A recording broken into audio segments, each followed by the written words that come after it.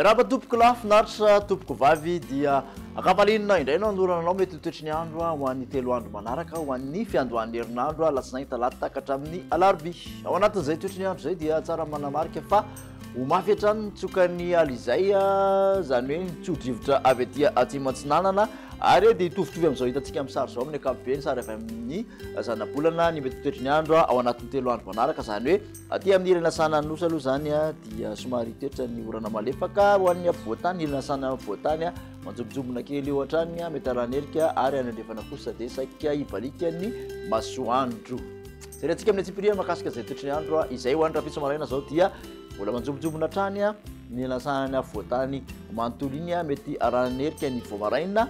Torak'izany ihany koa dia misy erikelikandro aty amin'ny aloatra mangoro misy orana miatoato aty amin'ny savana Lanjorofa Ambatosoa Atsinanana vadivavy fito voninahitra ka aty amin'ny Atsimatsinanana. Aty andrefana kosa sy avaratra andrefana dia masoandro mibalika no iban-toerana.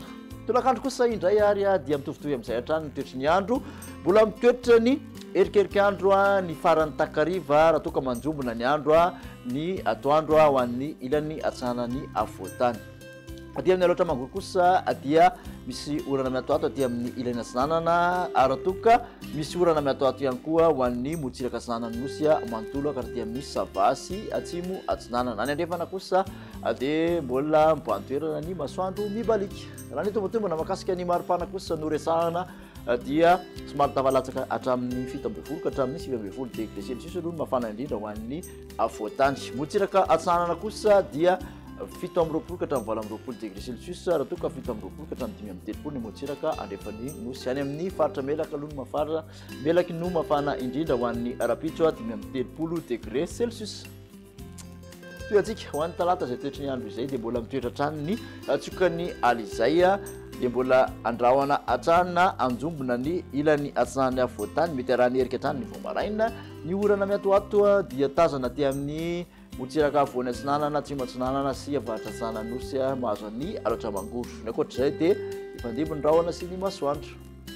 Maripana ho an'ny talata kosa indray dia manodidina ny 20 ka hatramin'ny 19 no mafana indrindra aty amin'ny afovoantany zany hoe mbola somary nidina hatrany aloha zay maripana ambony indrindra izay nidina ihany koa motsiraka Atsinanana manodidina 20 ka hatramin'ny 20 degré celsius. Aty andrefana kosa dia 30 mihoatra ny mafana indrindra. Aty amin'ny avaratra andrefana sy avoany andrefana no misy ny mafana indrindra manerana nosy efatra amin'ny 30 degré celsius any amin'ny faritra melaky Beny ary Menabe.